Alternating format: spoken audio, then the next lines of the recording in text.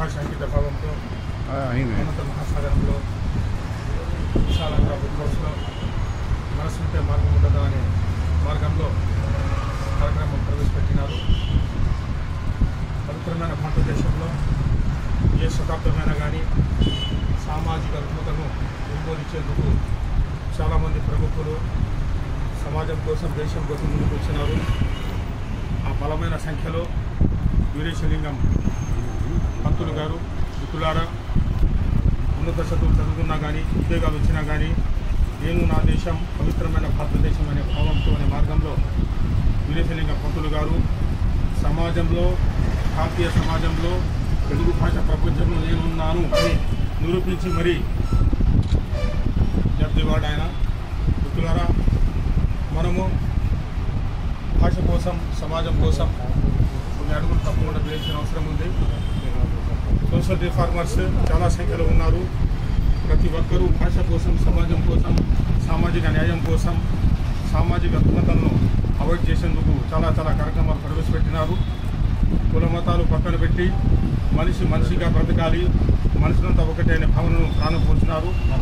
అదేవిధంగా మనం మాట్లాడుకోవాలంటే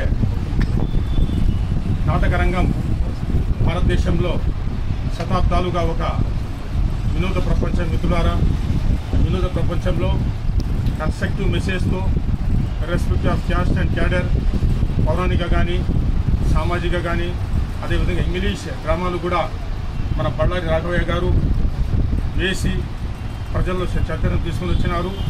మిత్రులారా, for your kind information, Ballari అనేది ఒకనాడు మన తెలుగు గడ్డ, తెలుగు ప్రదేశం, తెలుగు ప్రాంతం. ఈనాటికి మన తెలుగు భాష గురించి మాట్లాడుకోవాలంటే మహారాష్ట్ర కానీ ఒరిస్సా కానీ తమిళనాడు కానీ మహారాష్ట్ర కానీ అన్ని రాష్ట్రాల పరిధుల్లో తప్పకుండా మన తెలుగు భాష ఉన్నది. ఈ రాష్ట్రాలు భాషాపరంగా ఏర్పడిన తర్వాత రాజ్యాలు ఆ ప్రాంతాలు కట్ కావడం జరిగింది. మొత్తానికి బళ్ళారి రాఘవయ్య గారు తమ జీవితం అంటే అంతులేని ఒక పోరాటం అని అన్నారు. ఆ మార్గంలో చాలా మంచి స్థాయికి ఎదిగినారు. మనం మాట్లాడుకోవాలంటే డాక్టర్ అక్కినేని నాగేశ్వరరావు గారు దాదాసాహెబ్ ఫాల్కే అవార్డీ. మొదటిలో ఆయన 4వ తరగతి చదివిన తర్వాత పెద్ద చదువులేం లేవు, 4th క్లాస్ చదివిన తర్వాత సమాజంలో డ్రామాలు వేసిన గొప్ప వ్యక్తి. ముఖ్యంగా ఫీమేల్ పాత్రలు బ్రహ్మాండంగా ధరించి అక్కినేని గారి తల్లి కూడా ఆయన వేసిన పాత్రలకు అభినందించినారు.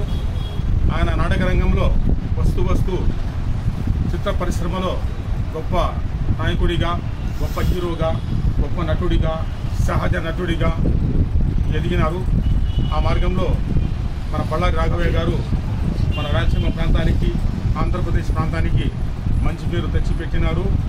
నాటక రంగం అనేది భారతదేశం ఎన్ని కాలాలు వచ్చినా, కంప్యూటర్ ప్రపంచం వచ్చినా, వాట్సాప్ ప్రపంచం వచ్చినా మర్చిపోయే అవకాశమే లేదు. ఎందుకంటే వినోదానికి అది పునాది కాబట్టి దాన్ని మనం తప్పకుండా గుర్తుపెట్టుకోవాల్సిన అవసరం ఉంది. అదేవిధంగా కళారంగానికి, సమాజానికి సేవ చేసిన వారందరికీ ధన్యవాదాలు తెలుపుకుంటూ ఎందరో